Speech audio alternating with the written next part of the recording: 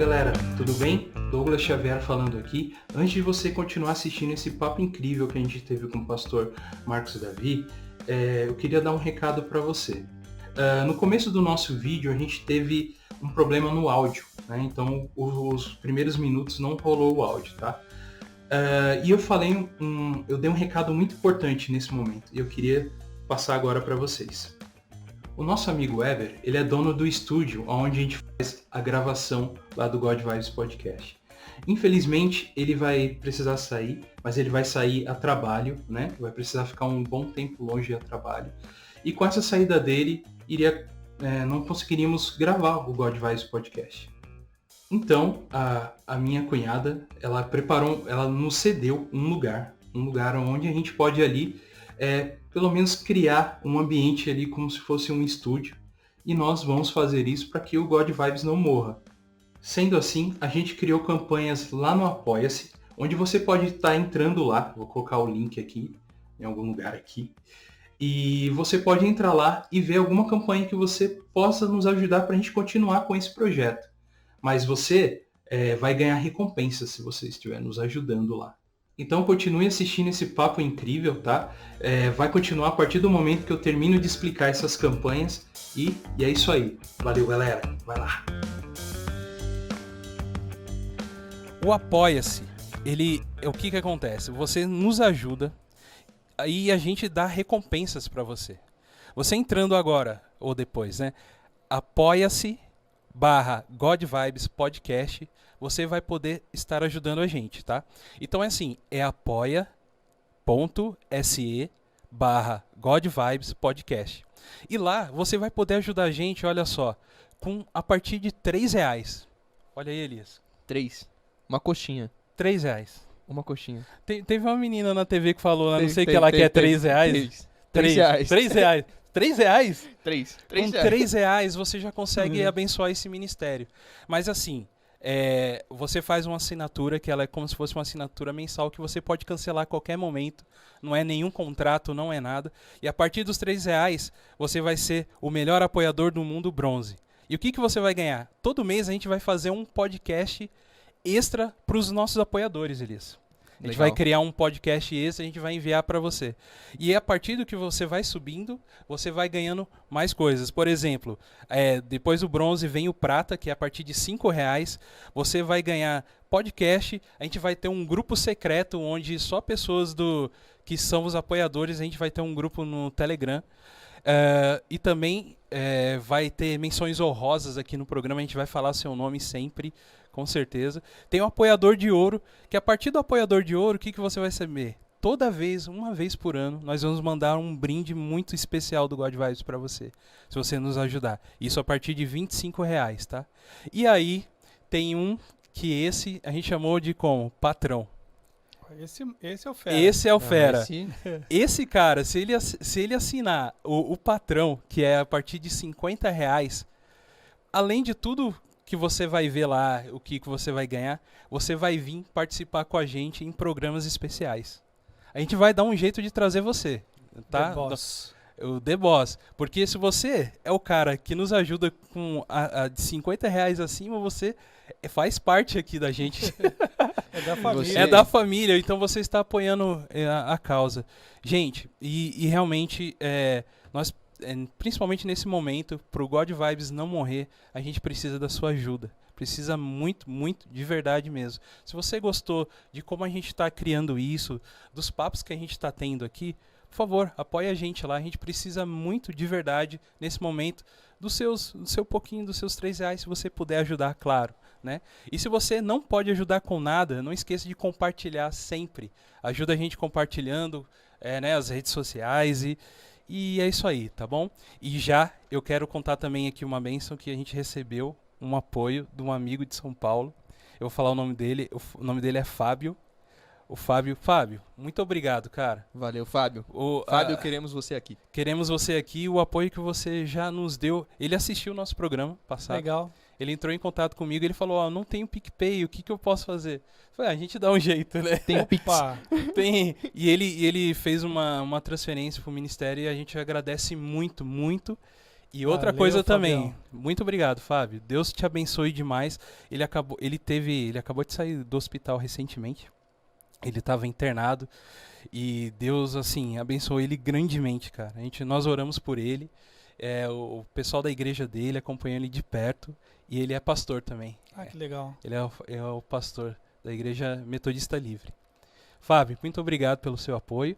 E também é o seguinte, a gente criou o Apoia-se porque o que aconteceu? Tem um amigo de Londres não, da Inglaterra. Se eu não me engano, ele está morando em Leeds agora, lá no Reino Unido. Ele entrou em contato também e falou que queria ajudar. Porém, o PicPay não aceita cartão internacional, sabe? Mas aí o Apoia-se. E ele é o nosso primeiro patrão. The Boss. The Boss. Lincoln D'Amato, muito obrigado, Lincoln cara. D'Amato, obrigado. Você é o Muito nosso obrigado, primeiro cara. patrão e Daremos eu não um sei- jeito de ter você aqui. quando você vir pro Brasil aqui, cara, você vem aqui sentar com a gente e eu agradeço muito, muito que esse pouquinho que vocês dão e nos ajudam nos impulsiona mais a prosseguir. Certo? Muito obrigado E por eu acho tudo. que aquele negócio que eu sempre gosto de pontuar quando a gente fala disso é que estamos juntos construindo uma história. Então, quando você nos ajuda, você está fazendo parte da nossa história. Uhum. Então, você não é simplesmente alguém que está assistindo, mas alguém que está participando de tudo isso. Exato. Então, você é parte da nossa família, cara. Então, se você quiser e puder, nos ajude. Será recebido de braços abertos, não somente a sua ajuda, mas sua participação na nossa história. Você sabe o que eu acho bacana? A gente nunca tem controle sobre aquilo que a gente fala. Então, às vezes, a gente acredita, e eu fico muito feliz com pessoas que estão apoiando, que às vezes uma palavra que é dita no ar, né, um versículo que é citado, a gente sabe muito bem disso por causa da pregação, acaba caindo exatamente no momento que a pessoa precisa. Então, Exato. é muito especial que a gente entenda que aquilo que é dito, conversado, né, ele ultrapassa barreiras, né? Uhum. Então, geralmente, o apoio pode ser muito bem visto como um investimento. Exato. Né? Investimento no reino, né? Porque aquilo que se diz do rei, né, é importante porque alcança lugares e pessoas, né? Legal, que Deus abençoe muito vocês. Amém. Tamo junto aí. Muito obrigado. E vocês que estão nos ouvindo aí pelo Spotify ou por outro agregador, não esqueça também que nós estamos no YouTube toda quinta-feira às 8 horas da noite. Sempre depois desse ao vivo, ou no segundo dia já está subindo já esse áudio. Então continue nos seguindo, ok? Pastor, toquinho do Covid aqui. Toquinho do Covid. Já toquinho só de... Seja muito bem-vindo aqui ao nosso programa. God Casa é vibes. God Vibes. Pastor, o senhor é fluminense, né? O senhor nasceu Exatamente. Volta Redonda. Volta Redonda é o quê? Volta Redondense? O que é? Volta Redondense. Acertei de É prima. isso mesmo. Chutou aí? Chutou lá na... Volta Redondense. Volta Redondense. Papa Goiaba, esse aqui a gente é conhecido lá. Goiaba. Papa Goiaba? Como assim? É porque não é carioca da gema, né, cara? Hã? É porque não é carioca da Porque gema, não é né? carioca da gema, Viu? Eles não Não, mas aí reconhecem agora a gente. só... Minha mente só... Você ainda tá em êxtase por ter aceitado de Não. primeira, né? Pensa Goiabeira, sabe? Sim. É uma região muito rica em Goiaba, muito rica aquela região ali nossa. Entendi.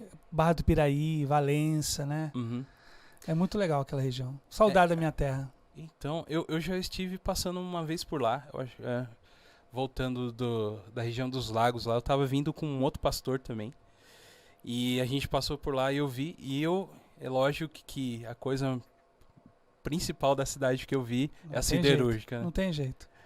Então o senhor respirou toda aquela fumaça Rapaz, desde pequeno, é isso? Eu não só respirei, porque eu trabalhei na siderúrgica, né? Trabalhou lá. O meu primeiro trabalho fichado foi lá. Trabalhei dos 12 até os 21 anos. Trabalhei cerca de 9 anos lá. Uhum. Comecei como office boy e terminei como um supervisor de área. Foi muito bacana a minha experiência lá, saudosa siderúrgica. Tem essa implicação. Na verdade, o Volta Redonda tem a ver com o Rio Paraíba, que ele faz Isso. quase uma curva de 180 graus. Tá. Desculpa, quase de 360 graus. Tá. Quase que ele fecha, né? Uhum. Mas ela é muito mais conhecida por causa da CSN, a Companhia Siderúrgica Nacional, que hoje está privatizada, mas na minha época ela ainda era estatal. Tínhamos cerca de 20 mil funcionários. 20 mil funcionários. Imensa, É imensa. gente imensa. pra caramba. Então, ou seja, a cidade é movida pela siderúrgica. Certamente. E Tá. tem o tal do da coqueria, né, que a gente chama, né?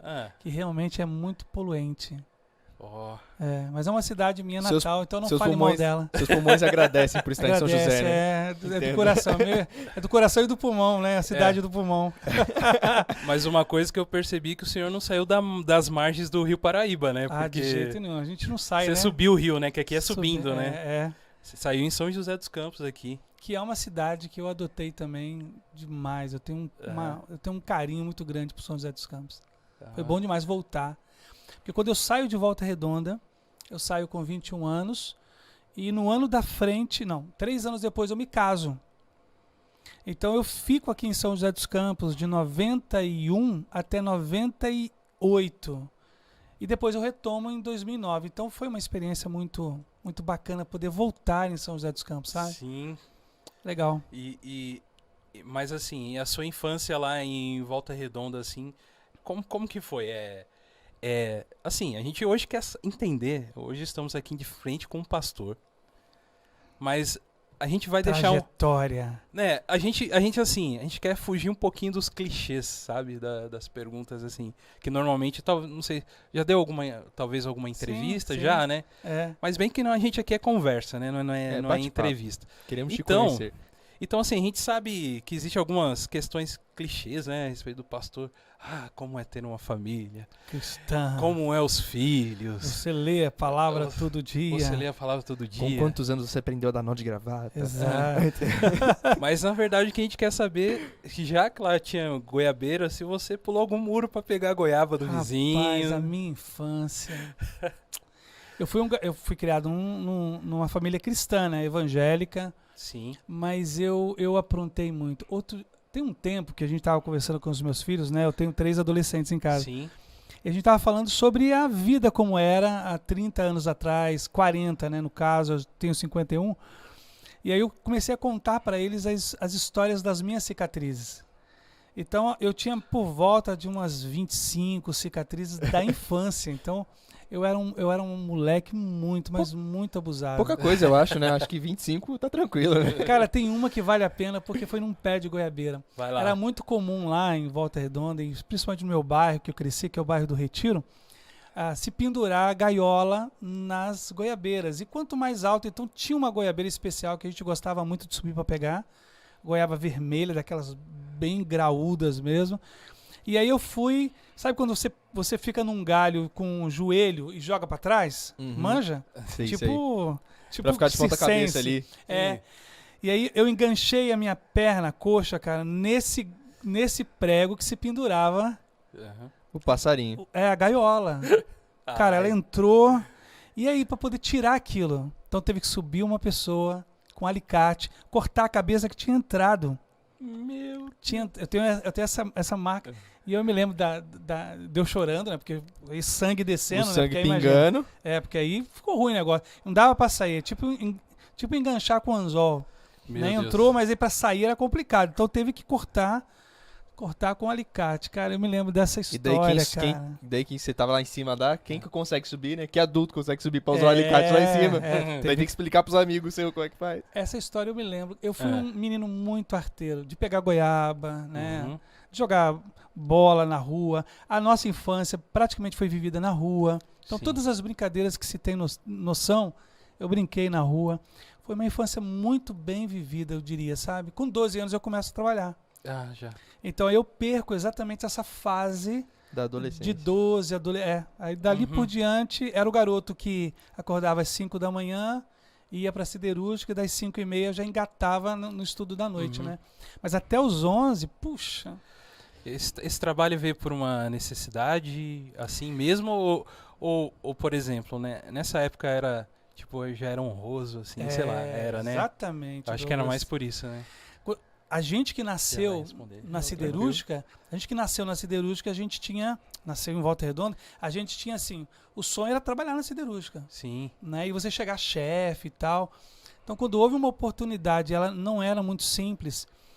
Meu pai trabalhou e minha mãe também trabalhava na época, mas meu pai trabalhou, se acidentou na siderúrgica, ele trabalhava como manobrista dos trens de carga e ele tinha por volta de 26, se eu não me engano, 26, 27 anos, e ele sofreu um acidente perdendo um braço e uma perna. Exatamente quando ele mudava aquela chave os vagões serem estacionados, né? Então meu pai tinha um histórico lá e quem tivesse um pai ou uma mãe que trabalhou, a chance era muito grande. Então você tem um processo, mas quando eu entrei com muito orgulho, ou seja, a minha rua dizia, olha, Marcos Davi saindo com o uniforme da Companhia Siderúrgica Nacional. Era uma coisa assim, extraordinária. Pomposa, né? Mas é claro, me custou essa fase, que é uma fase tão rica, né? Me custou porque aí eu tive que trabalhar à noite, e aí minha vida seguiu, né? Tá. Sim, forma. Não, mas sim, é porque o pastor Marcos, eu já conheci ele há alguns anos. Assim, de alguns anos que eu digo é quase minha vida inteira, né? Ele me conheceu com 1 ano de idade, então... Exatamente. Mas sim, eu vi uma história uma vez dele contando... Não, deixa eu falar do Elias. Fala do Elias, a gente quer saber. Pensa no menino que não parava, cara. Até hoje eu acho que ele... Não, mas o Elias, ele é assim... Não sei se alguém já falou... Você já falou isso aqui, Elias? Não, nunca falei isso. É hiperativo ao cubo, assim, Douglas. Nossa. É sério, o Elias era uma figuraça. Mas desculpa, Elias, fala aí. Nada. Não, então, não é à toa que ele é filho único, né? Eu passo... Olha... Deus teve misericórdia dos meus pais, eu acho cara. que só um O filho Elias- já vale por 3. Eu já Não, pastorei mas- 4 igrejas, eu não encontrei alguém como Elias, cara. Verdade. Não, é sério, o Sim, Elias... eu era muito pilhado. Na hora do culto saía pulando. Puxa vida, o menino era... Tinha uma chamada especial, né, Elias? Tinha, eu sempre fui muito inquieto. Eu acho que o Douglas percebe que eu fico 10 minutos a cada 10 segundos aqui, eu trombo com ele em algum momento. Não, tranquilo. Mas é que hoje eu preciso aprender, né? Gatilhos, né? Pra como lidar com a hiperatividade. Mas, pastor, você falou de ser arteiro e tal. Eu lembro que uma vez você contou na igreja sobre como que era o seu relacionamento com os diáconos na sua época. Puxa vida. Me conta aí, pastor, como é que era a visão dos diáconos de quando você era criança, de como você agia nos cultos? Então, por eu ter sido criado na igreja também, então todas as coisas que a gente aprende de errado eu fiz, né? E eu falo isso com muita vergonha, viu? Como pastor hoje. Mas, por exemplo, entupir vaso sanitário da igreja, né? Com papel higiênico, sabe, é bom. Então, isso eu fiz. Na hora da ceia, Vai eu e os meus vendo. amigos, a gente colocava o dedo em quem estava orando no momento pelo copinho, né? Era complicado, né? Então, o Senhor, ele teve muita Em misericórdia da tempo minha de vida. Covid seria inimaginável, né? Você Inimaginável. colocar o dedo no copo de alguém. Então tinha essas coisas, né? Eu tinha muita família, muito familiar, primos. Então a gente aprontava tudo. Então eu me lembro, aí o Elias tocou no diácono, porque foi o seguinte: quando eu tive convicção de chamado, se deu num culto. E aí quando eu fui contar para esse diácono, que era muito conhecido e querido, ele riu muito de que eu pudesse ter sido chamado. Ele falou, impossível que Deus tenha chamado você. Pela quantidade, né, de dificuldades que eu causava ao corpo diaconal, né? Eu tive a alegria de voltar nessa igreja que eu cresci, a primeira igreja batista do Retiro, pregar, e esse diácono vir e me abraçar, sabe? E foi um encontro bem emocionante, de poder dizer, puxa, de fato Deus tinha chamado você e fez o que fez, né, até hoje, né? Isso não tem muito tempo que eu voltei lá e preguei. Então tem isso, né? Tem essas histórias da igreja, do bairro, né?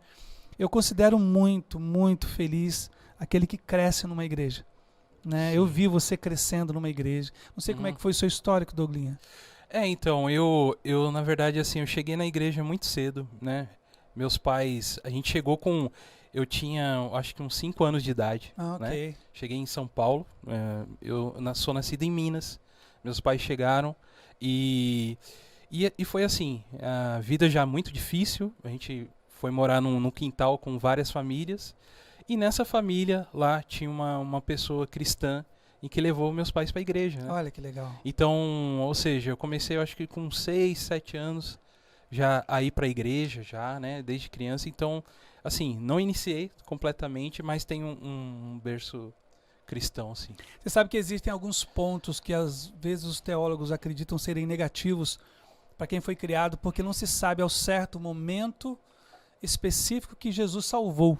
Porque a gente tem uma vida moralmente, né, dentro dos padrões e conceitos bíblicos cristãos, né? Então, via de regra, a gente não sabe qual foi o momento que você deixou de beber, você deixou de se drogar, né? Você deixou de se prostituir. A gente não tem um histórico de ex, né? De que Jesus tenha nos resgatado, né? Mas eu acredito ser muito relevante, a gente ter essa experiência de vida numa igreja, sabe? Para mim foi muito especial. eu vejo com muito carinho. E tenho os meus filhos criados também, né? Então eu acho saudável, eu acho bacana. Sim. Além da convivência, né, cara? Acho que conviver com pessoas diferentes, né? Eu acho que se torna muito mais fácil você olhar e passar sua vida inteira olhando pra alguém que era um adulto, que você via trabalhando, e ver essa pessoa envelhecendo e ter aquela questão de sucessão, de Sim. alguém que vai ali, agora antigamente era aquele irmão que você olhava e falava assim, não, ele toca o piano, ele toca o teclado, quero ser igual a ele, hoje, daqui a alguns anos, ele já não toca mais teclado, já não toca mais piano, e agora você assume o lugar dele. Sim. Então todo esse processo essa dinâmica, né? Uhum. É interessante falar sobre isso. Eu tenho um questionamento, né? Aí vocês podem colocar aqui a opinião de vocês. O que acontece? O que eu vejo hoje, por exemplo, né? Existe uma linhagem que segue assim. Eu vou pôr meu filho numa igreja, numa escola cristã, onde ele vai estudar só com alunos cristãos, porque eu não quero ver o meu filho com outras pessoas que falam palavrão, eu não quero ver meu filho ouvindo músicas que não agradam a Deus, tal. E existe essa linha de pessoas que buscam isso para os filhos, de criar desde o início, né?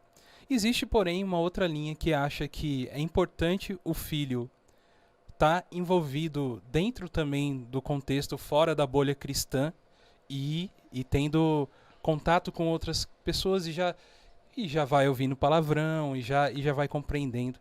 O que vocês acham disso, assim? Vocês acham que isso é saudável? Assim, qual seria a opinião de vocês sobre isso daí? Eu vivi uma experiência, foi muito bom você colocar.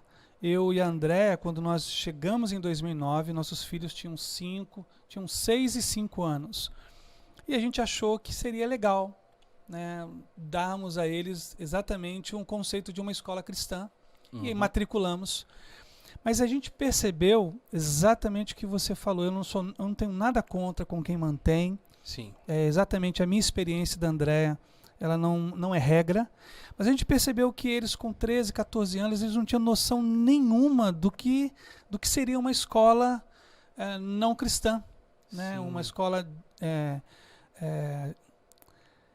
não cristã, porque eles chegavam, então se formavam fila, oravam, chegavam na classe, o professor orava.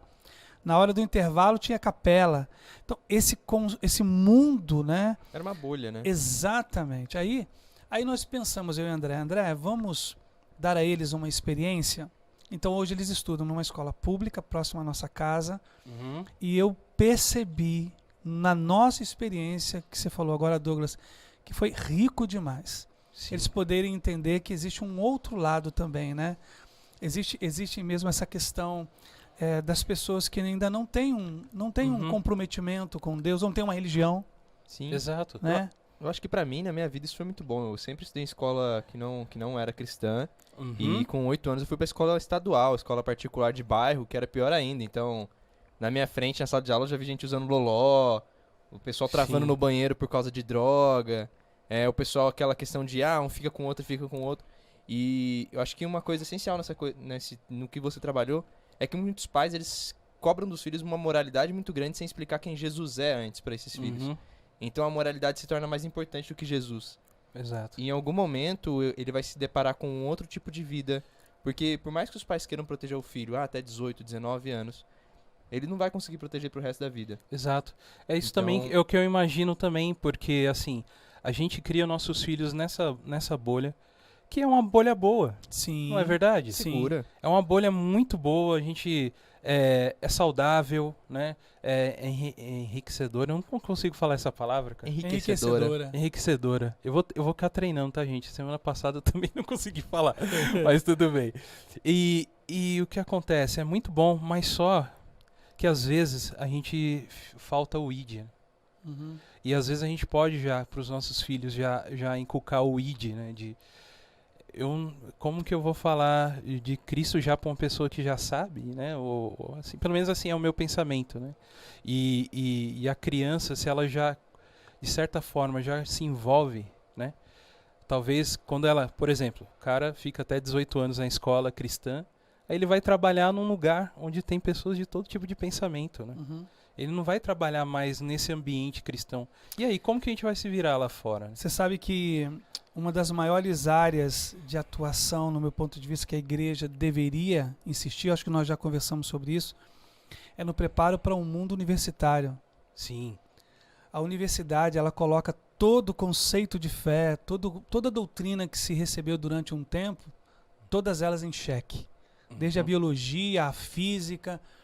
E eu vejo muitos naufragando nisso. Então, por mais que a gente... mais uma vez, eu não acredito ser incoerente você criar o seu filho. Acredito que, como Elias disse, se você conseguir, dentro de casa, mostrar que existe um mundo para além da bolha, é importante. Sim. Eu estava lembrando de um texto de João capítulo 17, que Jesus diz assim: Pai está orando pelos discípulos. Eu não peço que os tire do mundo, mas que os guarde do mal. Então, eu acredito ser um conceito tão importante, a gente não se alienar. A alienação, ela é uma atitude de proteção, mas ela não nos protege, porque uma hora nós teremos que lidar com essas pressões, e são muitas. A gente não coloca o nosso filho numa escola pública para que ele aprenda palavrão, de forma alguma, para que ele fume loló. Não. Né? A gente coloca para que eles entendam que esse é o mundo real. Né? Tem até Matrix, que eu gosto muito do filme. Olha aí.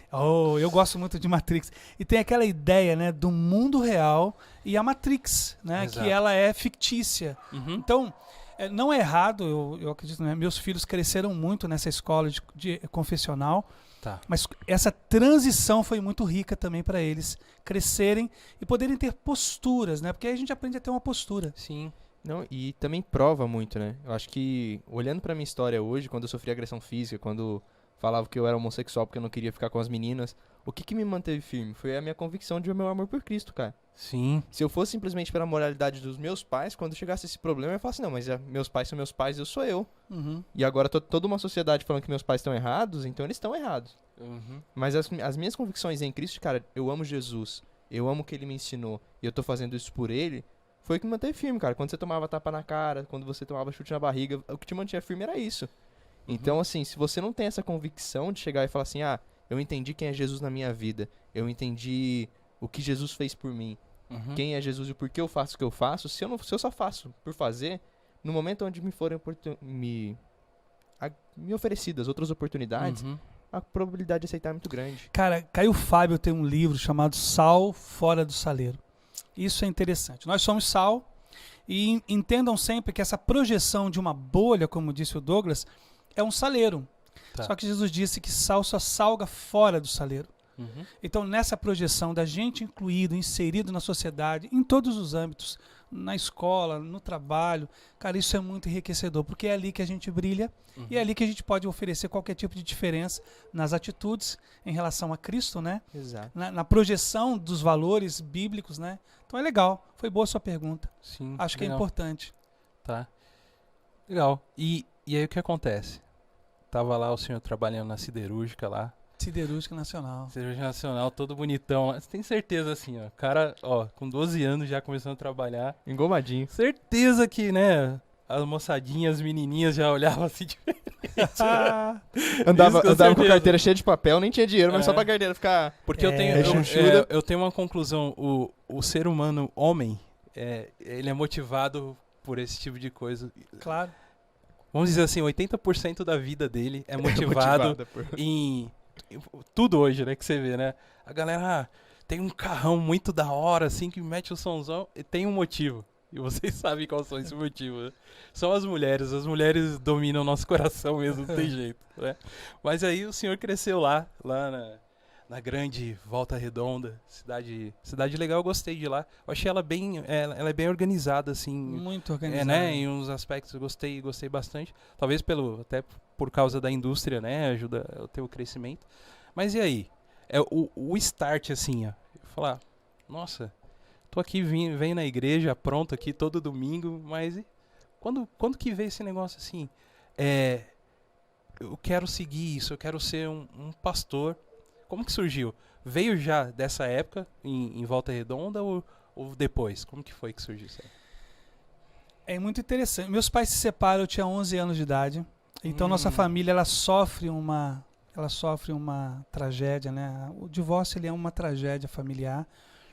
Os meus pais eles tomam caminhos diferentes. Os dois eram muito envolvidos, meu pai e minha mãe eram muito envolvidos na igreja. E graças a Deus, tanto um quanto o outro ainda mantiveram sua fé, servem a Deus integralmente. Amém. Minha mãe se casa com meu padrasto, que é o Osmar, muito amigo e querido. Sim. Meu pai também se casa, constrói uma nova família. E aí a gente continua na igreja, mas ainda agora tentando enfrentar esse drama. Para mim foi um baque muito grande para poder entender a presença de Cristo, né? Foi quando eu me converti a Cristo aos 11. 3 anos depois, com a sede de servir, eu tenho uma experiência de ouvir Deus me chamando para o ministério pastoral. Eu tinha 14 anos. Tá. O meu pastor estava pregando em Atos 20, 24, lembro até hoje desse texto. E quando eu me dei conta, eu estava lá na frente com o meu pastor com a mão na minha cabeça. Tá. Foi aí que eu tive a experiência com o diácono, porque eu fiquei tão feliz de ouvir Deus me chamando para ser pastor, e que ele disse, eu duvido que ele tenha te chamado, absurdo, nunca chamaria um cara como... de fato, eu dava muito trabalho. Dali por diante, Douglas, é extraordinário o que Deus fez na minha vida, porque aos 14 para os 15 eu fundo uma banda, era baixista. Uau, isso eu não sabia. Pois é, eu fundo uma banda chamada Sonho e Harmonia com 2 amigos. E a gente começa a gravar e participar de festivais de música na região. E aos 17, essa banda ela se solidifica. A gente já era mais ou menos uns 10, aí tem tudo já, teclado, bateria, baixo, guitarra, violão. E a gente tinha um conceito. O conceito era, nem toda igreja tem condições financeiras de chamar alguém para poder fazer um culto especial. Então nós nos oferecíamos. E não cobrávamos nada. Então a gente tinha uma Kombi. Legal. E a gente foi por muitos anos. Então eu fui até os 21 anos de idade nessa banda, dos 15 aos 21. Então por 6 anos a gente fez isso. Eu vou te dizer, ali eu comecei a pregar. Então eu comecei a pregar desde os 15 anos. Olha. E ali eu tive todas as minhas experiências. Esses 2 amigos que nós começamos a banda, os 2 são pastores hoje. Que legal. Um no Espírito Santo, outro lá em Resende. Então toda a bagagem de preparo para um ministério pastoral se deu nesses anos de andar de igreja em igreja, servindo a Cristo, tocando na nossa própria comunidade também, né? Mas viajando, se oferecendo para aquelas igrejas bem pequenas, neopentecostais, Assembleia de Deus. A gente cantava, era muito bacana. Nossa, aí só corinho da harpa, não, cristã, então era tudo, né? Cantor cristão. A gente cantava, mas eram roupagens novas. Mas Sim. Que a gente cantava muito na época. Bem, ninguém aqui vai lembrar. Só o Iso é bom, né, o tiozão? Talvez eu lembre também. Aí é bom. Hagios. Novo som. Novo som, sim. Opa, Hagios. lembra? Então, essas bandas, elas tocavam já. muito, né? Rebanhão. Não se acende a luz. Então a gente começou a cantar também essas canções na época. Não tinha, né? Hillsong. Não tinha Lagoinha, não tinha nada disso, né? Então, tinha grupo worship. Logos, tinha... isso, era Logos, Vencedores por Cristo. Vencedores por tinha Cristo. Isso. Mas essa galera nova já estava produzindo. E a gente compunha muito, né? Sim. A gente compunha muita música também, então foi bacana. Isso é um assunto que eu queria tocar, cara. Composição e nacional. Isso é uma coisa que você acha que a gente perdeu, observando assim, o contexto nacional de música, cara? Eu acho que a gente já não tem mais tantos compositores nacionais. Eu acho que a gente importa muita música. Sim. O que você pensa sobre isso, pastorzão? Eu acho que é a onda das versões, né? Concordo Sim. com você. Não sei por quê. Porque você tem as comunidades da Graça do Sul, lá, né? A comunidade da Zona Sul do Rio, elas produzindo muitas músicas e influenciando nossos repertórios de igreja. Aí entra Lagoinha, né? Depois vem a Vineyard. Mas a gente perdeu isso mesmo. Hoje as versões são muito bacanas, são muito lindas, mas de verdade as métricas elas acabam atingindo muito. Então uma versão ela não fica tão bonita quanto a original, né? Exato. E eu não sei por que, Elias, é uma boa pergunta, porque os compositores eles se silenciaram, né? Não sei se foi porque a gente começou a dar mais valor, não sei, né? Ainda existem muitos compositores, mas eles não são tão expressivos em quantidade quanto naquela época, né? Mas é verdade, pensando em alguém que é um poeta, assim como você, a gente perde muito como brasileiro, né, cara? De ter alguém que entende a nossa linguagem, né? A nossa linguagem de adoração, a nossa linguagem de comunicação. Porque é muito diferente até de relacionamento. Acho que a maneira como um americano se relaciona com outro americano é totalmente diferente da maneira como um brasileiro se relaciona com outro brasileiro. Tá. Eu tenho um certo pensamento assim, porque eu acho que tudo engloba, né? A economia do nosso país, a nossa... E o que acontece? A gente tem uma certa tendência a desvalorizar as coisas do Brasil, por exemplo. Concordo. Entendeu? Então, normalmente a gente demoniza o estilo musical original brasileiro, por exemplo. Samba. Né? Samba, né? Que mais outros estilos? O próprio MPB mesmo. MPB. Talvez a gente tenha essa tendência a desvalorizar o que é o nosso, né? Por todas essas questões, né? Tanto políticas, econômicas e tudo. E a gente tem a tendência de olhar muito para fora, né? Por exemplo, hoje aqui na nossa mesa aqui. Eu sei que o pastor é também um pouco... O pastor é nerd, tá, gente? Ele não sabe disso, mas ele é. Aqui, ó. Eu queria saber se eu posso levar essa caneca para casa. Olha... Tipo esses produtores, viu, Evão? Tipo o Jô Soares. Jô Soares. Jô Soares. Olha, essa caneca é top demais. Essa aí, especial aí pros convidados. Então não leve. Você viu que é no plural pros convidados. Mais nada que um patrão não possa resolver. The Boss. O The Boss.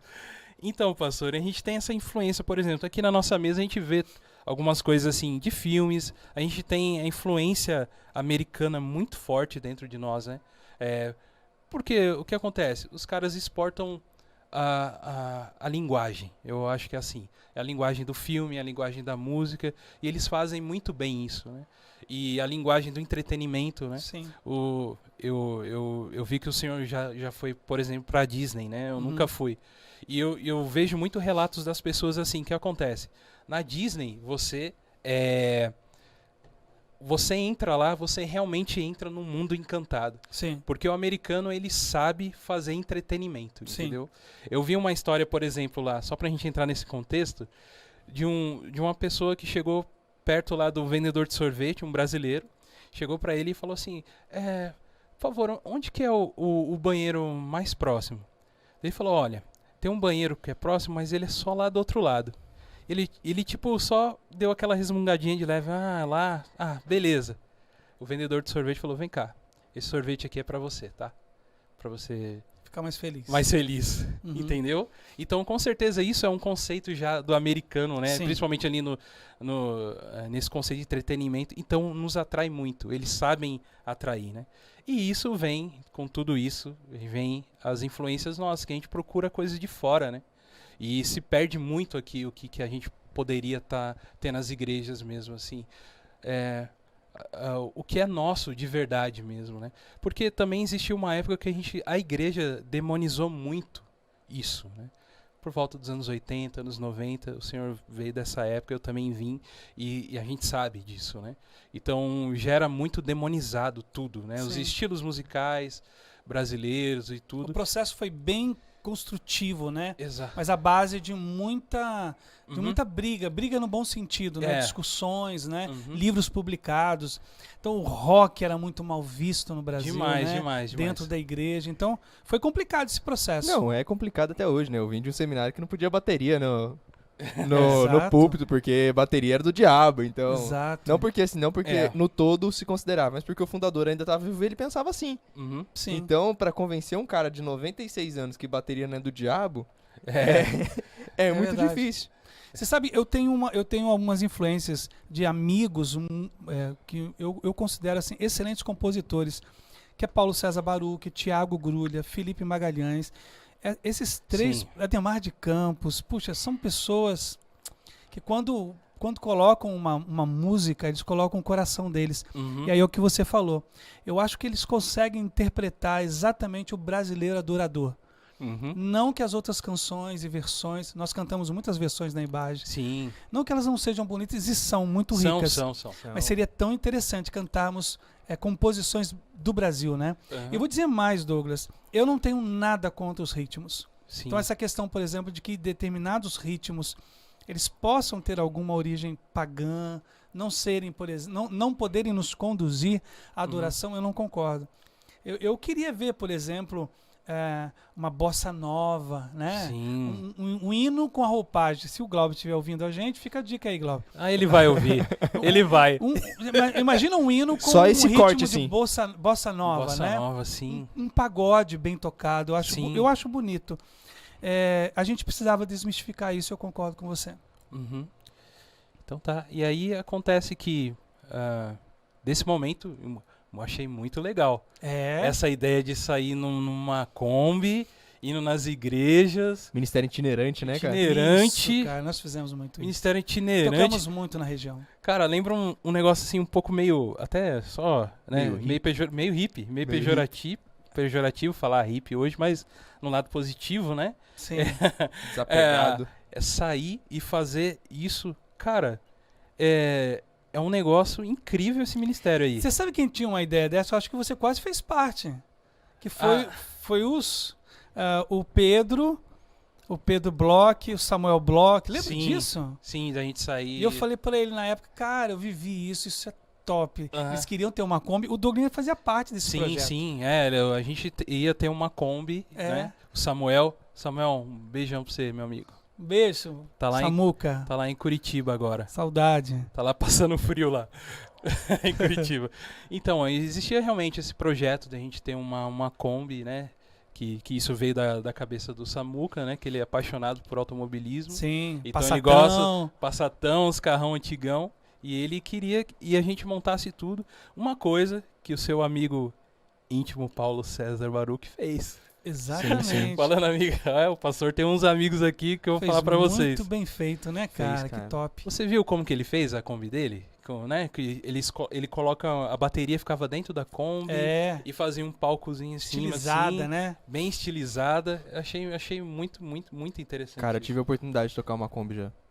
De tocar na Kombi assim? Já tive a oportunidade, cara. No acampamento a gente tinha uma Kombi, tava lá, a gente falou, tem uma Kombi, a gente ia fazer uma noite na fogueira e tal, a gente jogou a Kombi, montou todo o palco na Kombi, foi sensacional, cara. Eu já tô vendo a God Vibes assim, numa Kombi, cara. Olha aí, cara. Olha aí. Gravar um podcast na Praça da Sé. Quem sabe tem alguém nos ouvindo? Aí, ó. Né? Vai parar no Luciano Huck, sei lá, ele pensa alguma coisa assim, né? Muito legal. Mas, Elias, me desculpa, mas essa Kombi sua aí foi meio Nutella, cara. Eu achei, tá? A gente não saiu, né? Mas... então, no acampamento. Mas tudo bem. Mas daí também... Mas se você tiver uma Kombi e quiser dar um palco pra gente, a gente resolve. O Douglas toca, a gente canta. Muito bem. Problema resolvido. Aí, pastor, você veio pra cá, pra São José. E a Andréia? Então, a Andréia surge aos 17 anos, eu a conheço com 15. Uhum. Ela era muito amiga da filha do meu padrasto, filha do Osmar, a Cleila. E eu a conheço no aniversário de 15 anos dela e me apaixono, foi paixão à vista mesmo, à primeira vista. E a gente começa a namorar. Uhum. Então, dos 17 até os 21, a gente já se tornou noivo. Uhum. Então, todo esse processo de crescimento meu na igreja, de chamado aos 14, ainda não tem seminário na parada. Tá. Eu me caso aos 24. Legal. Então, eu preciso contar algo que é muito interessante, Douglas. Conte. Eu, com 21 anos de idade, eu tive uma experiência com Deus também, onde eu trabalhava. Eu trabalhava num arquivo central, que tinha uma porta corta-fogo. Ela é dessa grossura, assim, bem grossa mesmo, que havendo qualquer sinal de fogo e acionando o alarme, ela travava. E, então, de vez em quando, a gente brincava com isso. Puxa, que os meus chefes não nos ouçam. Mas a gente acionava e ela trancava e a gente brincava. Um dia nós acionamos e eu ouvi uma voz, Marcos Davi, e eu achei que eles estavam brincando. Então eu fui até eles, ninguém aqui chamou você. E na terceira vez, foi uma experiência tão rica para mim, eu me lembrei de Samuel. E eu fui pro banheiro, me ajoelhei, tranquei o box, me ajoelhei, e eu ouvi Deus dizendo, eu quero que você vá para São José. Só que eu já chefiava uma equipe, a gente já estava preparando para se casar, né? Sim. Então foi um drama para mim responder a essa ordem divina. Como eu morei sempre com meu pai desde o divórcio, é como se Deus dissesse, é importante que você more o último ano de solteiro com a sua mãe. Era assim que eu entendia, sabe? E foi o que eu fiz. Larguei tudo, falei para a Andréia, você confia? Ela falou, confio. Então essa confiança dela fez com que eu viesse para São José dos Campos. Legal. Depois nós casamos. E aí eu iniciei o seminário exatamente como primeiro a primeira turma do CETEVAP. Já ouviu falar no CETEVAP? Já ouvi falar do CETEVAP. Centro Teológico do Vale do Paraíba. Eu fui da primeira turma. Primeira turma. Eu e André estávamos fazendo compra na loja americana e alguém nos entregou um folder convidando para a aula inaugural. Eu falei, André, olha aqui. Eu falei, não é possível. Eu falei, é esse o seminário que eu tenho que fazer. Sim, E legal. então, eu fui da primeira turma, aí pronto. Aí a minha história de formação. Eu era seminarista da IBAGE. Sim. A IBAGE me sustentou durante os 4 anos do seminário no CETEVAP. Que legal. legal. E como minha mãe já morava em São José. É. E ela era membro da IBAGE. Então, naturalmente, eu vim para morar com ela nesse último ano de solteiro. Me tornei membro da IBAGE. Sim. Olha que história bacana, né, legal. cara? Eu acho muito bacana. E As hoje, coisas de Deus. E hoje, para você que não conhece, o pastor Marcos Davi, ele é pastor de uma igreja aqui em São José dos Campos, chamada Igreja Batista no Jardim das Indústrias. Isso. Uma igreja muito boa, na qual eu faço parte. A Doguinha Nos arrebenta visitem. tocando lá. Nos visitem lá, você que é Serão aqui da muito favor. bem-vindos. Uma coisa que eu tenho que falar aqui, eu devo ser membro lá, já vão ser, eu acho que uns 3 para 4 anos já. Uma coisa que me atraiu muito, pastor, ali na igreja, assim, primeiro que ela é uma igreja que tem uma pegada bem contemporânea, né? Uhum. Isso, na minha concepção, me atraiu bastante também, por isso, né? Dela ser uma mensagem bem contemporânea, né? O culto em si ser bem contemporâneo, né? Isso me deixou bem assim, me atraiu bastante para a igreja. Mas uma coisa que me atraiu muito, muito, muito, além, eu sou músico, né? Vocês sabem disso. E às vezes assim, o músico quando ele vai para uma outra igreja, a primeira coisa que ele já repara o que é. Era louvor. Ó, eu quero nem ver essa mensagem não, eu quero ver. Fala aí rapidinho que eu quero ver os músicos, né? Eu quero ver eles tocando, ver como é que é e tal. E muito legal, né? Na época o nosso amigo Kiko, Tá lá em New Jersey. tá americanizado já. Americanizado mesmo. Já está lá numa igreja. Kiko, um abraço pra você também. Deus abençoe, Deus Kiko. abençoe lá. Então já vi aquele louvor muito bom, muito gostoso e tal. Mas o que me atraiu realmente foi a mensagem. E por quê? Primeiro, pastor, né, a gente sabe que a palavra de Deus é ela que convence a gente, né? Não é nem aqui a gente falando ou o pregador falando. Oratória. É, oratória, porque a gente sabe, o pastor sabe que nós não somos nada, né? Uhum. Nós somos nada, a gente somos pessoas normais, cheias de pecados, né? Uhum. A gente tem que, também aqui, eu acho interessante que o que é o God Vibes também. O God Vibes, a gente tenta atingir um público fora da bolha que a gente comentou. Uhum. A gente precisa muito desmistificar a ideia do pastor, sabe? Uhum. Precisa muito porque, por exemplo, o que eu ouço lá fora sobre o pastor não condiz com o que eu vivo, entendeu? Não é o mesmo pastor. Então, por exemplo, os pastores que representam a gente na política lá fora não é nada a ver com o meu pastor, por exemplo, da minha igreja. Mano. Nada a ver, né?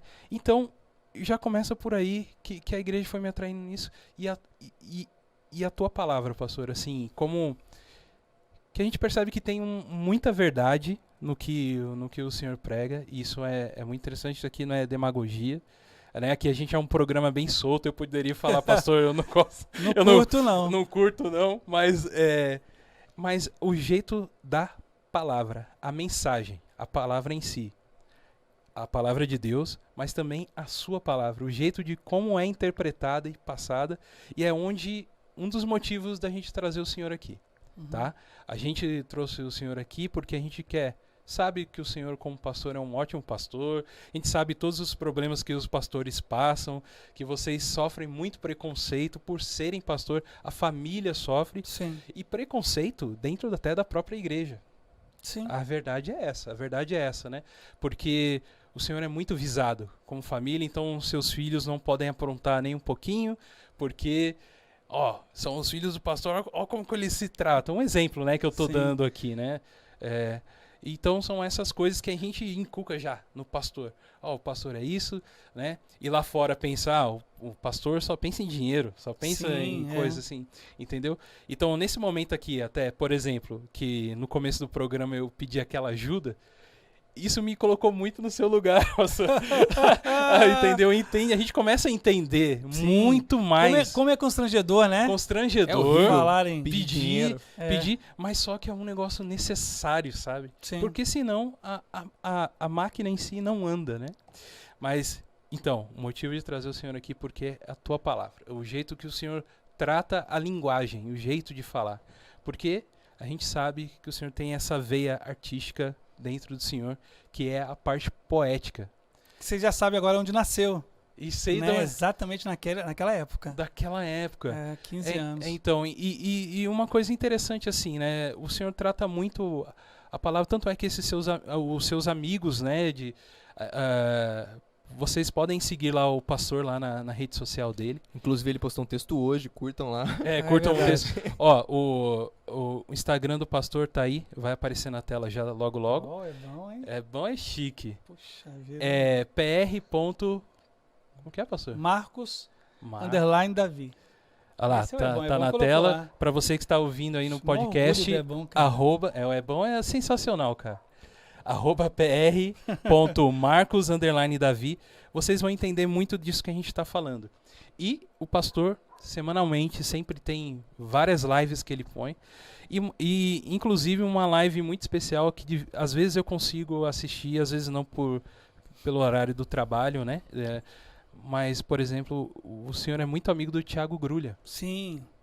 E aí?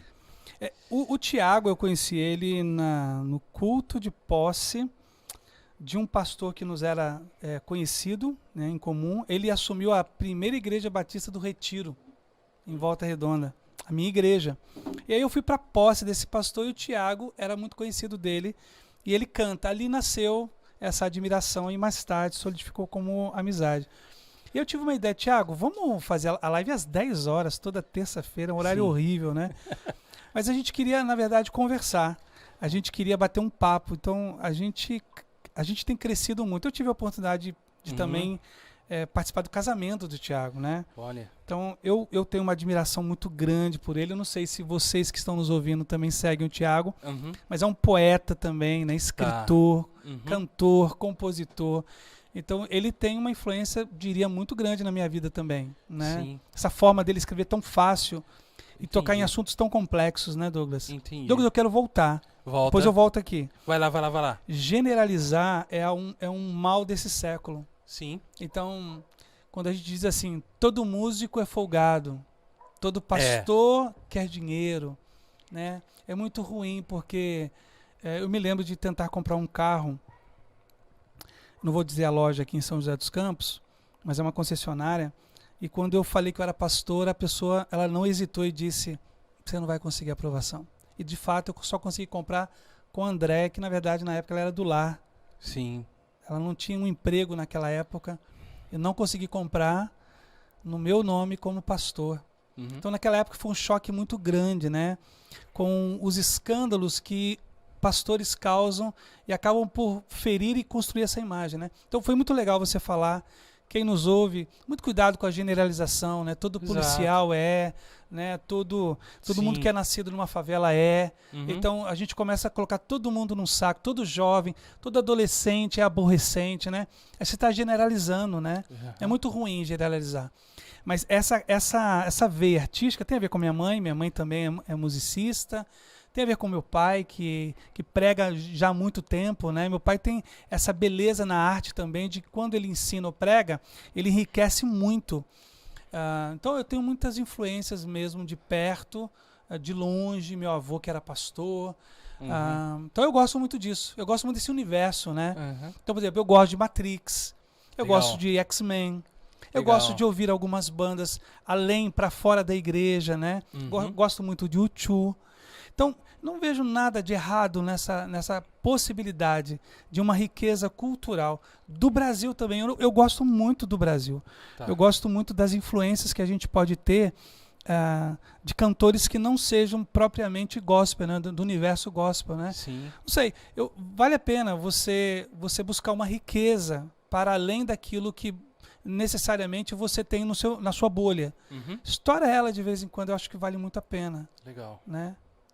Então, para mim, pregar Bem, a gente sabe porque nós pregamos, né, Elias, lá na igreja. Sim. Então, pregar para mim é... Alguém disse assim, você vai saber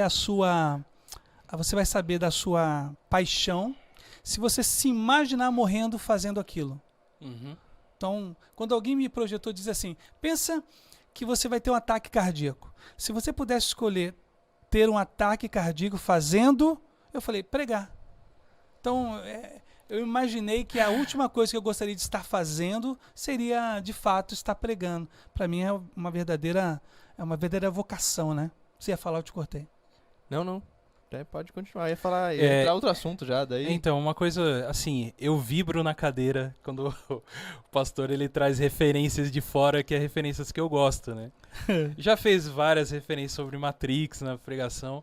Uma vez interessante, Elias, o pastor estava pregando, ele mencionou alguma coisa sobre o Forrest Gump. Foi. E eu lá no fundo... Não.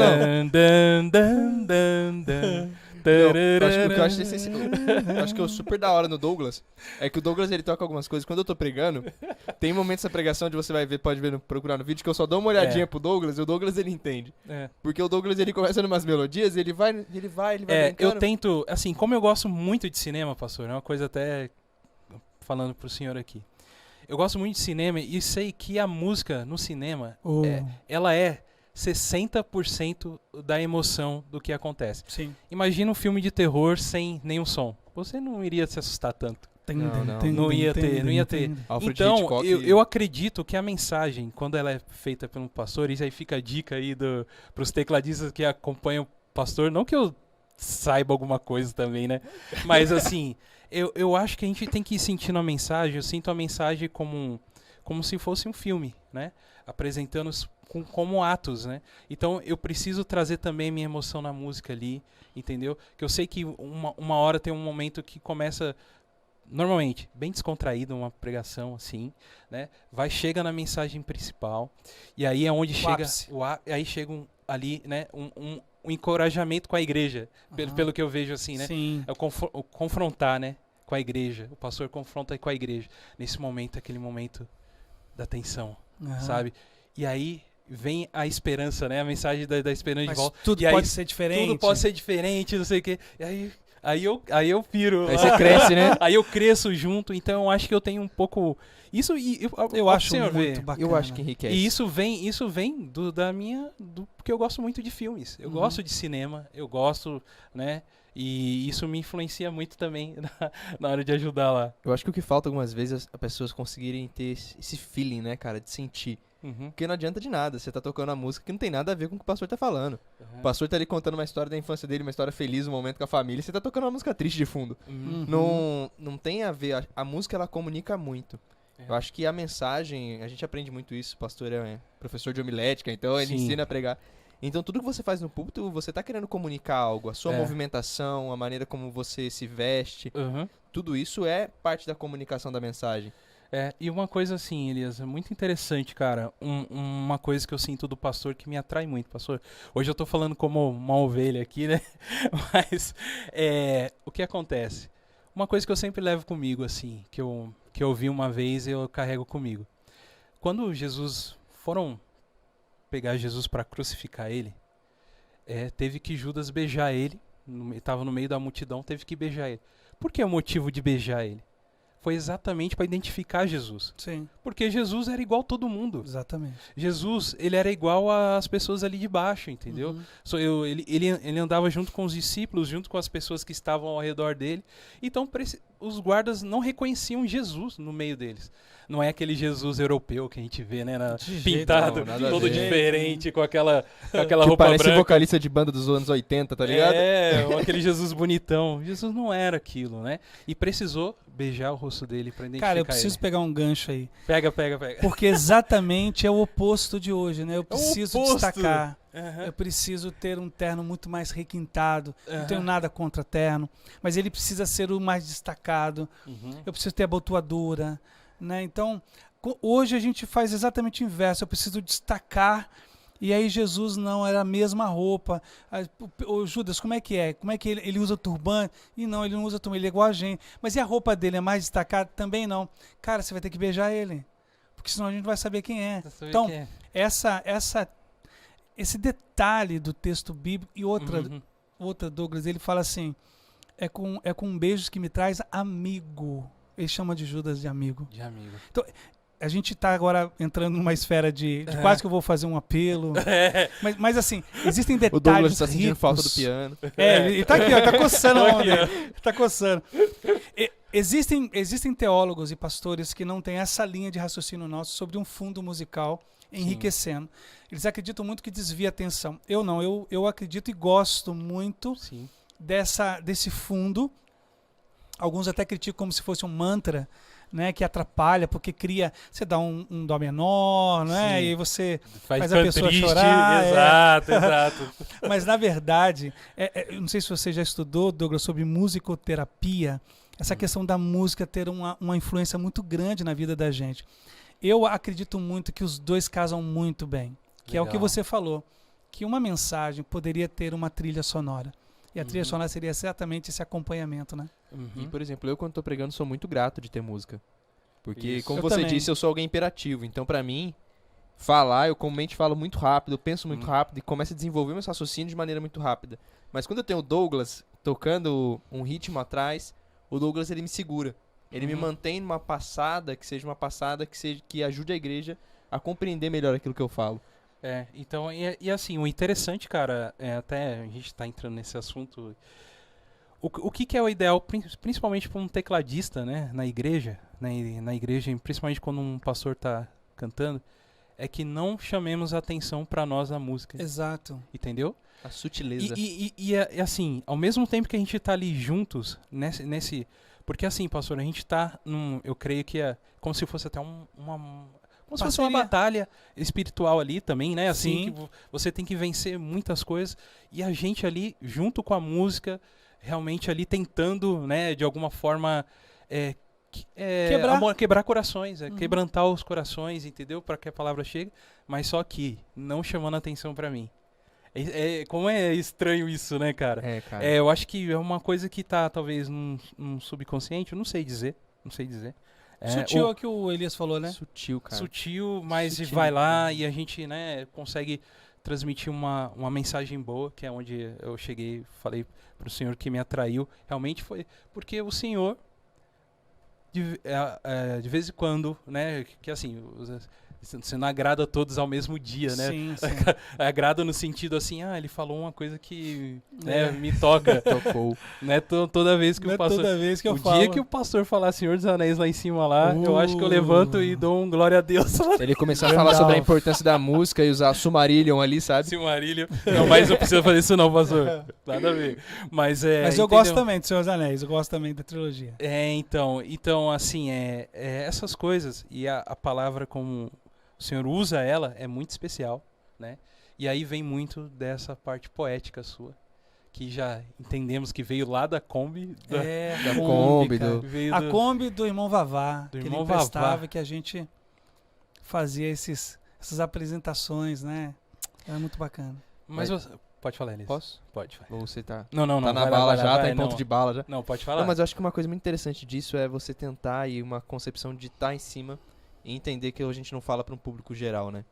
Eu acho que essa perspectiva que você falou de não generalizar, mas conseguir ver cada um ali como um indivíduo com problemas e medos, emoções diferentes, aonde aquele momento, aquele ensino vai ser aplicado de maneira diferente, aonde, por exemplo, o adolescente ele vai ter que aplicar dentro de casa com os pais, mas também na escola com os amigos, aonde o empresário vai ter que trabalhar lá na empresa com aqueles que atendem e ouvem a ele. A dona de casa vai ter que lidar com a família, com os vizinhos, aonde aquela mensagem ela tem aplicações individuais, né? Eu acho isso muito importante, para mim, valioso. A chave de um sermão está exatamente o que você está falando, Elias. Porque assim, quando eu entrego a doutrina em si, né, ou o princípio bíblico em si, eu posso não dar para aquela pessoa que me ouve toda a bagagem de como aplicar aquilo na vida. E via de regra, eu tenho problemas ou na empresa em que trabalho, ou na família que eu tenho, né, ou na escola que estudo, ou com os vizinhos. Essa riqueza de ficar falando sobre os vários conflitos que nós temos é muito importante. Eu gosto muito de como você começa o sermão e como você termina. Eu acredito muito nessa capacidade de você prender a atenção logo nos primeiros minutos e você dar um desfecho assim em que a pessoa saiba, bem, eu sei exatamente o que eu preciso fazer quando eu sair daqui deste lugar depois de ter ouvido o Senhor, depois de ter ouvido a palavra dele.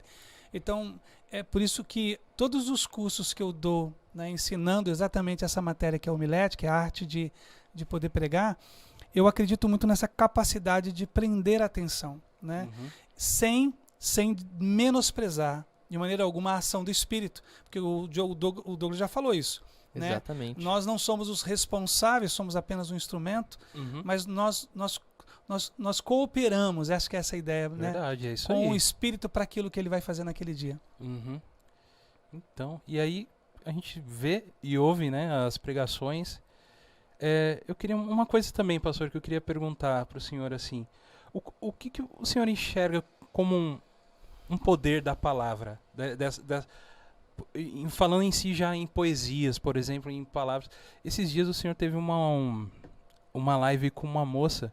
Foi, cara. Que ela é realmente... Eu indico também a Palavra Rimada. É o nome da conta dela no Instagram, Thaís Fará. Muito boa. Eu assisti uns pedacinhos e gostei bastante também. É mineira, sotaque bem carregado, né, Doguinho? Ela é de Uberlândia, não é? É de Uberlândia. Eu assisti.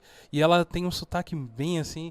E como é gostoso ouvir, né, os sotaques diferentes, assim. Cara, e ela a conta dela é muito bacana, porque ela organiza.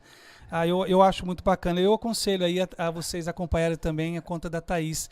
A Palavra Rimada é o nome da conta dela. Então procurem lá, sigam a Thaís para você. E interessante, por exemplo, no caminho tinha uma pedra. E aí? O que a gente... Eu acho que a poesia, a palavra, o texto, ele, assim como a arte de você pinta lá um negócio meio maluco lá, aí você chega assim, cara, o que você tá vendo?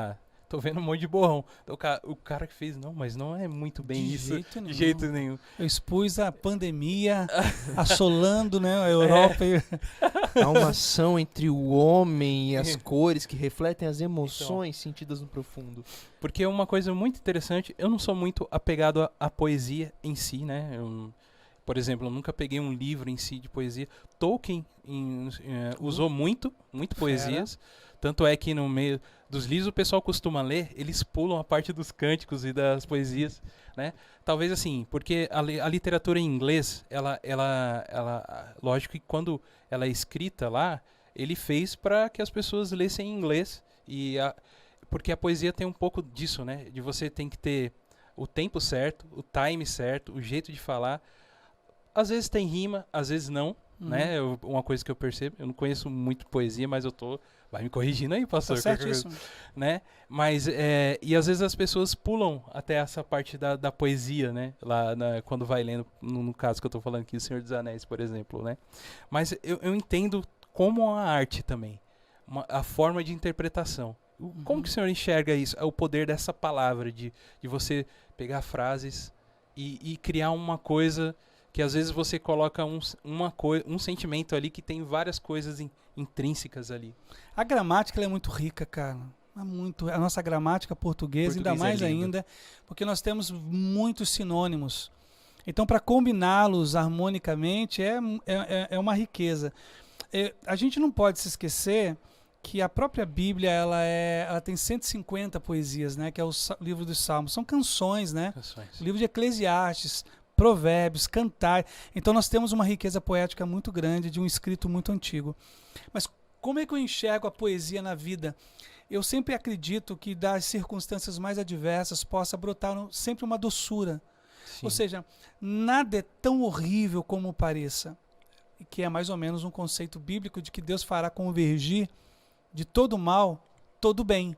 Então essa capacidade que Deus tem de num momento muito trágico que a gente tenha vivido, daqui a pouco a gente perceber algo muito novo brotando daquela terra muito seca. Sim. Então eu gosto muito de poesia porque ela me ajuda não a desprezar a realidade, mas fazer uma ressignificância da realidade. E ressignificar a realidade em que vivemos precisa ter poesia, precisa ter doçura. Então, quando a gente fala, por exemplo, sobre o céu cinzento, e a gente combina o céu cinzento com um preparo para um lindo arco-íris que pode surgir, porque o céu cinzento nos prepara para uma tempestade. E depois da Então, nesse sentido, sabe? Sim. A poesia, ela nos projeta para uma esperança muito grande de tudo que a gente está vivendo. Tá. Eu gosto demais. Sim. Mas teve, além dessa influência que veio lá, uma influência meio que experiência, né? Você Sim. foi experienciando Sim. e foi necessário você ali na criação de música, fazendo Sim. tal. Uma música é uma poesia. É uma poesia, Sim. exatamente. Mas o que teve alguma influência mesmo, assim? Você via desde a infância alguma... A Cora Coralina. Ó, Max Lucado, Philip Yancey, são Aham. autores que eu leio muito. Brennan Manning. Esses autores, eles escrevem poeticamente. Charles Swindoll, que tem uma série Heróis da Fé. Então, a projeção dos escritos deles é sempre poética. Ele sempre pega uma palavra que é forte, que ele quer ensinar, daqui a pouco ele dá o mesmo tom em uma outra palavra. Por exemplo, coração e razão, né? Emoção e paixão. Ele fala, por exemplo, esses autores, né? Eles começam a construir um raciocínio e daqui a pouco esse raciocínio ele combina com o segundo parágrafo. Então, esses caras são muito mestres nisso, são muito feras nisso, né? Leio muito eles. Eu acredito que eu já tenha lido basicamente todos os livros desses autores que eu citei. Brennan Manning, ele tem um livro que para mim é sensacional, O Amor Furioso, que ele fala da fúria desse amor de Deus. Então o livro ele tem um embasamento poético muito grande. Max Lucado, às 6 horas da sexta-feira, marcou muito a minha vida, do Max Lucado. E o Philip Yancey, claro, Maravilhosa Graça. Então, não sei se alguém que nos ouve ou se vocês dois já leram esses livros, mas são livros que nos capturam. Sim. E não necessariamente tem a poesia em si, mas a verdade é exposta de maneira poética. Eu sempre acredito que Deus seja muito poético. Sim. Sabe, que ele quando vai compartilhar... Como pai, você tem uma filha hoje que tem quantos anos? Ela tem 5. E, exatamente, você vai servir como um exemplo enorme. A sua filha com 5 anos, ela não consegue interpretar senão pelo lúdico. Exato. E a poesia é lúdica, né? Então, quando a gente apresenta metáforas, a gente facilita a interpretação de uma verdade que às vezes seja muito complexa. Então, por exemplo, vai falar sobre o bicho-papão. Isso é poesia. Né? O que é bicho-papão, então, filha? Se você tem medo, se algo te assombra, olha, Deus pode te ajudar. Você está falando poesia. Então, para mim, ela é muito preciosa. Está no amor, entre duas pessoas que se amam, que constroem uma família. Está entre as amizades. Tá. E eu acredito sempre que a poesia ela deixa a vida um pouco mais leve. Então, vale a pena. Eu gosto muito. As palavras, elas têm um poder muito grande, né? A gente se esquece do poder da escrita, o poder da leitura. A gente se esquece que o próprio Deus resolveu se comunicar com a humanidade por meio de palavras, né? Sim. Foi a maneira que ele escolheu para se revelar e se comunicar com os seres humanos. E quando a gente acaba pegando um papel e uma folha e vai escrever algo... E o brasileiro, ele é muito assim, né? O brasileiro, ele é muito poético ao natural, né? Ele não percebe a poesia do dia a dia, ele não percebe a poesia do poder construir uma piada com os amigos, de poder construir, de trazer mais emoção pra sua história. Sim. De vez em quando não era nem uma história que era tão emocionante, você só tropeçou e caiu, mas a maneira como não é à toa que existe a história do pescador, né?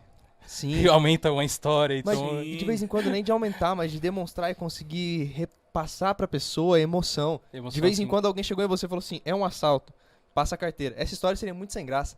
Mas você chegar e falar assim, não, mas naquele momento eu me senti assim. É verdade. Essa descrição de sentimentos, essa descrição do dia a dia, essa questão de... E hoje é muito mais comum porque você tem as redes sociais e você precisa de legendas, né? Exato. Então você tira o pôr do sol, você não fala assim, olha o pôr do sol.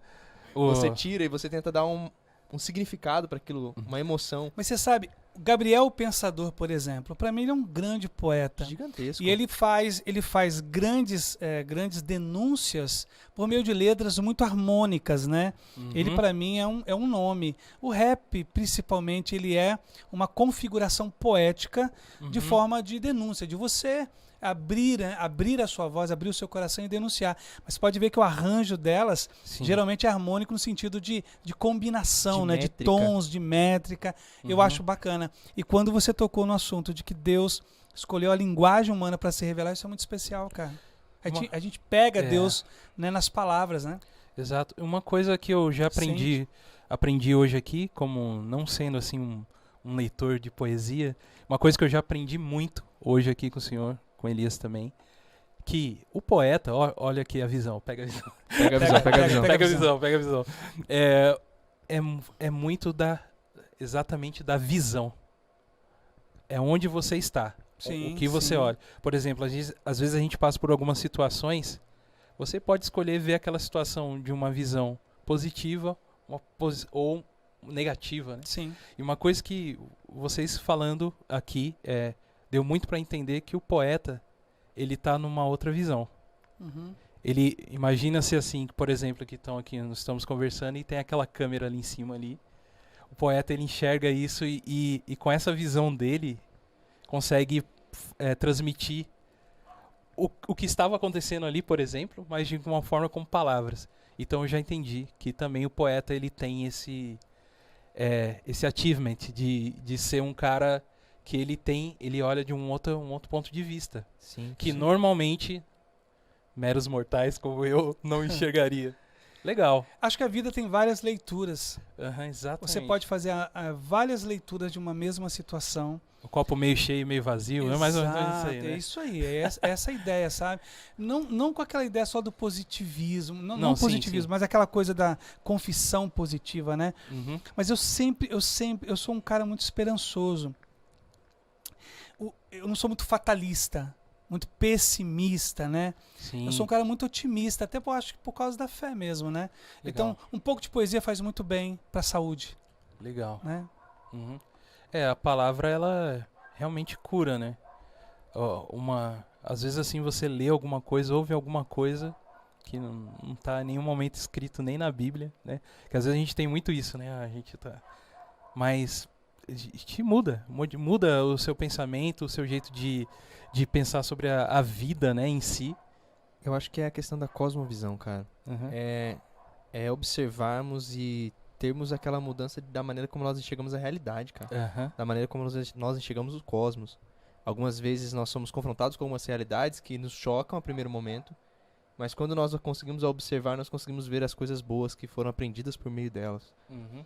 Eu acho que, quando você falou sobre poeta, eu pensei muito sobre os poetas mais pessimistas também, Sim. e eu acabei entendendo... Que é um outro ponto Sim, de cara. vista, né? E a questão do poeta não é alguém que simplesmente procura coisas bonitas em coisas feias, mas é alguém que consegue comunicar as emoções que ele sente. De vez em quando é muito complicado pra você descrever uma emoção. Exato. Uhum. Você chega pra uma criança e pergunta, você tá brava? A criança, Uhum. mas... Ela não sabe, algumas vezes, comunicar o que ela tá sentindo. Aham. E nós temos muitas pessoas assim, né? E algumas vezes o poeta, ele é alguém que simplesmente consegue comunicar isso. Exato. Consegue comunicar não simplesmente aquilo que ele está vendo, mas a emoção causada por aquilo. Uhum. Por meio de lúdico. É o Tolkien que É o Tolkien, você... Exato. que você ama, que consegue comunicar uma realidade gigantesca por meio de uma linguagem Exato. poética, folclórica. Folclórico, exatamente. C.S. Lewis era muito assim, C.S. C.S. Lewis. Lewis. né? Crônicas de Nárnia, né? Então, ele tinha uma riqueza poética muito grande na Aham. forma de demonstrar teologia profunda, né?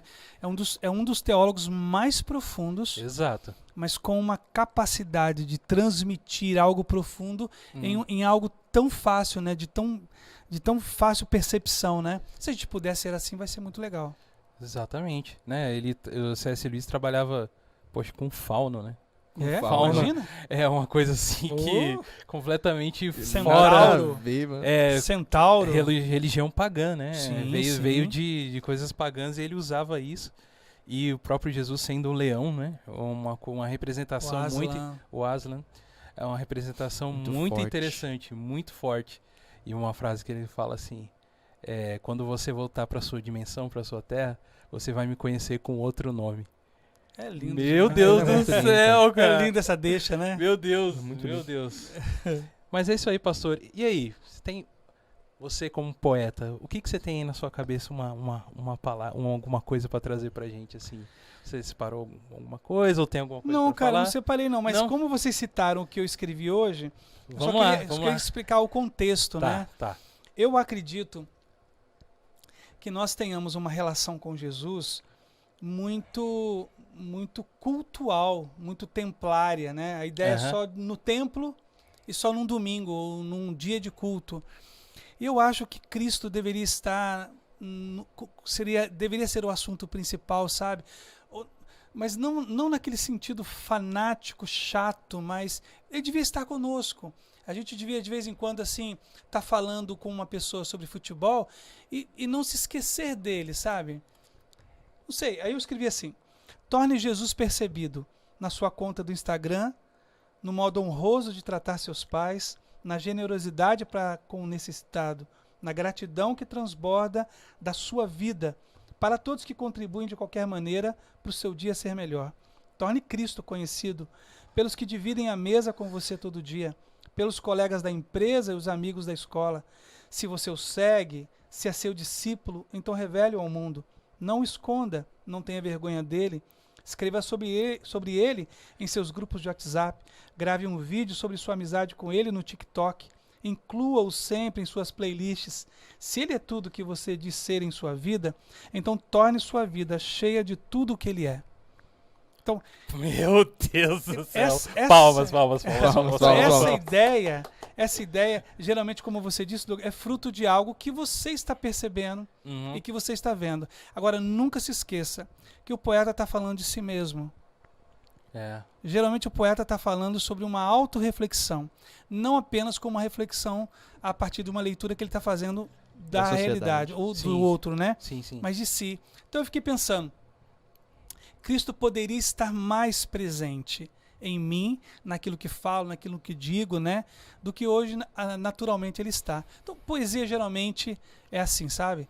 Fora os grandes, né? Carlos Drummond de Andrade, né? Que consegue gerar 5, 6 personalidades diferentes para escrever. Machado de Assis. Essa turma, assim, sem...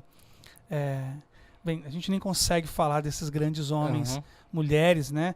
Tem uma poetisa evangélica chamada Mirtes Matias, que é de mão cheia também, falecida já, mas ela enriqueceu muito a nossa liturgia, né? No meu tempo, de vocês não, mas no meu tempo, era difícil ter um culto sem que uma poetisa não declamasse uma poesia. Quando eu era criança, tinha a Vilma lá da Pibre, não sei se ela está assistindo, mas ela era fantástica, era difícil ouvi-la e não chorar. Né? Mas eram poesias da Mirtes Matias. Então, acho que vale a pena a gente trazer um pouquinho de música, né? Trazer um pouco de poesia. Os dias são tão maus, os dias são tão difíceis, né? Enquanto a gente está aqui conversando nessa 1h e pouca, quanta gente não pensou em se suicidar? A vida é muito dura. Quantos casamentos não foram desfeitos, né? Quantos bebês não nasceram? Então, a vida por si só, ela já é tão difícil. Pôr um pouquinho de poesia, pôr um pouquinho de alegria, trazer um pouquinho de doçura para a vida é muito bom. Para mim é um conceito divino. Trazer beleza, né? Beleza, arte, beleza. Né? Você vê o que Legião Urbana fez com Camões e com 1 Coríntios 13? Né? Aquilo é muito rico, né? Apóstolo Paulo, quando ele escreve sobre 1 Coríntios 13, aquilo é uma poesia encharcada, né? Ainda que eu fale a língua dos anjos, mas sem amor nada serei. Aí Legião Urbana, Renato Russo pega isso e combina com Camões, né? O amor é fogo que arde. Eu acho sensacional. Não vejo isso como pobre, como ruim. Não vejo que isso minimize a minha fé ou atinja a minha fé. Eu acho isso uma riqueza enorme. Coisa linda. Como God Vibes. Olha aí. Não, mas é lindo quando você vê U2, né? Falando aquela... Em inglês. Que ele fala que ele tá procurando nos montes, que ele procura nos anjos e que ele nunca encontra, ele só encontra o amor realmente ao olhar pra ele. E a gente entende que a a mensagem dele é falando que ele só encontrou o amor de verdade quando olhou pra Deus, né? Sim. Que ele procura em tantas outras coisas que ele nunca encontrou. Eu tava ouvindo outro dia a música de Thiago York, Sandy. Já ouviram essa música? Sim, sim. E aí eu tava ouvindo, não sei se você já ouviu já. Não. Então, talvez você não É curta, que né? não é muito meu gosto, Thiago. Não, mas tem uma Mas música tudo bem. dos dois, cara, vale a pena. Depois vamos dar uma dica pra ele. Dá. E eu tenho uma impressão de que eles estão falando de Jesus, e é muito claro. Eu nunca os ouvi numa entrevista sobre essa canção. Sim. Lembra de um recorte dela? Eu ainda estou aqui. Exatamente. E aí tem tenta me reconhecer no temporal. A impressão que se dá dessa letra poética Uhum. é que está se referindo a Jesus Cristo, né? Eu acho sensacional. Que Eu legal. acho que Thiago York, desculpa Douglas, mas, cara, É um poeta. a dinâmica musical dele, poética, é animal, cara. Uhum. Direto e reto eu acabo usando com jovens e adolescentes para Os demonstrar arrais, problemas do dia a dia. Gente, os Os arrais. arrais aí, Os sim. arrais. Puxa vida, eles são muito poetas, né? E esse meu grande amigo que eu rasgo seda pra ele, que é o Thiago Grulha, né? Ele tem uma capacidade também. Thiago Grulha, Animal. coloca Puxa. aqui na minha câmera Tempo aqui, ó. de amar. Queremos você aqui, Thiago Ô, Grulha. Queremos você aqui, Thiago. Thiago Grulha. Nós iremos Olha. trazer você ainda no God Vibes. Fique esperando aí, cara. Desafiar. Desafiado já. Eu vou trazer, vamos trazê-lo, Vamos trazê-lo. né? Pastor, que gostoso papo. Foi muito bom. Foi muito bom. Muito bom. Muito obrigado pela tua presença. De ter vindo Parabéns aqui. pela iniciativa de vocês. Poxa, Obrigado. Que legal. Que legal. A gente tá precisando disso, Aham. né? De bate-papos. Eu assisti o do Wesley, Legal.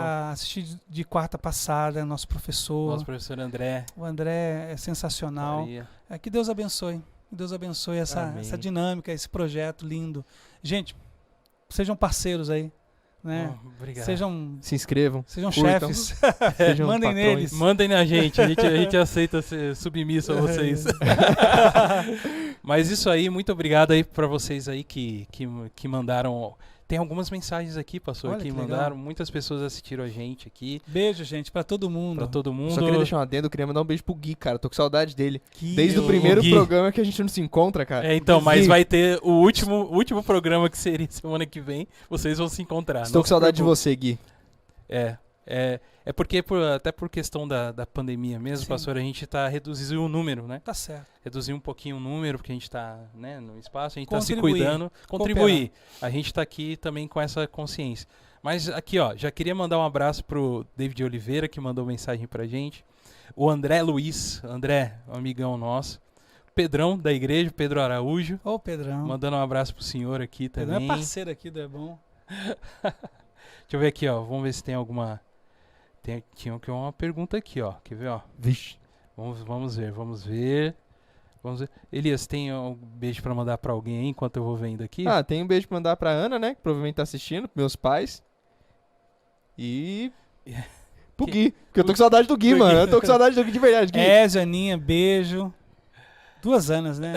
Ana ao quadrado. Nossa, eu tenho Ana demais na minha vida. Minha sogra chama Ana. Aham. Nossa, Minha e as namorada tias? chama Ana. E as tias? Minha mãe chama Ana. E eu tenho mais 4 tias chamadas Ana. É. Então, assim, tirando Significa as primas... graça, né? Exatamente. Eu sou cheio de graça, cara. Cheio de graça. Eu ia fazer aquela piadinha do... O Pedrão Araújo pergunta pro pastor se a mãe dele teve que usar de muita psicologia infantil, tipo Havaianas, Apanhei fio demais. de ferro, mangueira ou cinto com ele. Da minha mãe, eu não me lembro de ter apanhado, mas eu apanhei. Mas do meu pai, mas eu aprontava muito, né? Então, eu mereci. Fez de mim o que eu sou hoje. Eu não tenho nenhuma dificuldade com a correção. Eu apanhei sim, viu, Pedrão? Muito, muito. Mas porque eu aprontei muito também, né? Sim. Eu não era um filho muito obediente, não. Uhum. Poderia ter sido muito melhor. E por causa dessas rebeldias, eu tenho todos esses cortes, né? Sim. Meu pai sempre dizia, filho, toma cuidado, mas eu acabava me cortando pela desobediência. Então eu ia entrar no cinto mesmo, né? Aí era Havaiana de pau. Puxa, se Nossa, fosse cara, isso eu havaiana, dou cara, muita eu graça. sinto, cara. Nunca fui de me machucar, cara. Nossa, graças a Deus. Mais gente mandando uns salves aqui pra gente. O Thiago Magela, muito obrigado por vocês que estão nos seguindo, Thiago Magela. O Isaac Avilar, que é um amigo do Rio de Legal. Janeiro. Abraço, Isaac. Esse é carioca da Gema. Da Gema. Não fala Da Jesus? Gema, Fala ele é Jesus. Jesus. Tipo Ezio, assim, né? Jesus, pastor é, Ezio, tipo meu mas- pai. Ele colocou algumas coisas assim, ó. A música é algo divino. é uma das artes que se manifestaram em todas as culturas sem o princípio da mundialização. Ou seja, manifestações supracultural, só pode ser espiritual. Oh, uau. Isso aí, Isaac é especial, tá? top. O Isaac, eu sei que ele tem uma veia cristã, mas ele não é evangélico, ele não é. Mas ele acompanha a gente, Mas eu é sou isso muito aí. grato. E você, Isaac, cara, você sempre é sensacional. Muito obrigado por isso. Na veia, assim, do assunto, assim, ele... O Thiago Magela falou assim, estou quase aceitando Jesus de novo. Thiago, se você abandonou Jesus, bicho, tá na hora volta de voltar. aí. Depois dessa aqui você tem que voltar mesmo, cara. Tá bom? Mas, gente, muito obrigado por tudo. Obrigado, Elias. Valeu. Tá Tamo com você. junto. É bom. Pastor, muito obrigado. Pastor. É bom, te amo. Tiozão. Tiozão. Dá um sinal com a hoje. mão aí, é bom pra o pessoal saber que você tá aí mesmo. Grato. Pastor, você tem alguma palavra final, alguma coisa assim pra dizer? Tá tudo bem? Não, Tá bom? eu acho que é importante dizer a todos que nos acompanham Sim. que Deus está muito interessado na nossa vida. Uhum. Ele não é alguém distante. A religião, muitas vezes, ela quer facilitar o acesso, mas às vezes ela propõe um distanciamento, uma barreira muito grande. Mas esse Deus que nós compreendemos, revelado pela Bíblia, ele tem um interesse muito grande de participar da nossa vida. Comigo aos 11, até hoje ele tem influenciado muito a minha trajetória, a minha história. Sim. Ganha muito quando a gente compreende isso. E a gente não discrimina todas as tentativas religiosas de nos aproximar dele. Cristo é esse referencial, né, que nos identifica com o Pai, porque ele se tornou um conosco, né? Essa capacidade de Cristo de se tornar uma referência de quem chora, de quem estende a mão ao aflito, de quem se importa com o esquecido, mas ao mesmo tempo ser capaz de nos apontar para cima, né? Nos apontar para o Pai, né? Nos apontar para o céu. Então, a todos que nos ouvem, o tempo de pandemia está passando, não perca a esperança, fica firme. E sim, se volte para Deus, vale muito a pena. Ponha arte na sua vida, né? Se for possível, né? Seja generoso e perdoe quem te machuca, né? Perdoe quem te maltratou. Isso faz muito bem para nossa alma. Muito bem. Amém. Amém. Amém.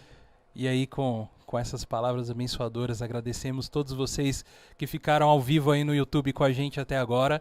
Muito obrigado. Para você que está nos assistindo depois, né? Também muito obrigado, que esse vídeo depois fica disponível no YouTube.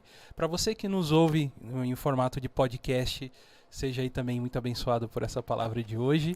E continue nos seguindo, nos compartilhe com o maior número de pessoas, nos apoiem e muito obrigado por tudo. Valeu, Elias. Valeu. Boa E é noite. isso aí. Boa noite a todos vocês. God Vibes Podcast. Vibes. Câmbio e desligo. Valeu, pastor. Deus abençoe. Amém. Tamo junto.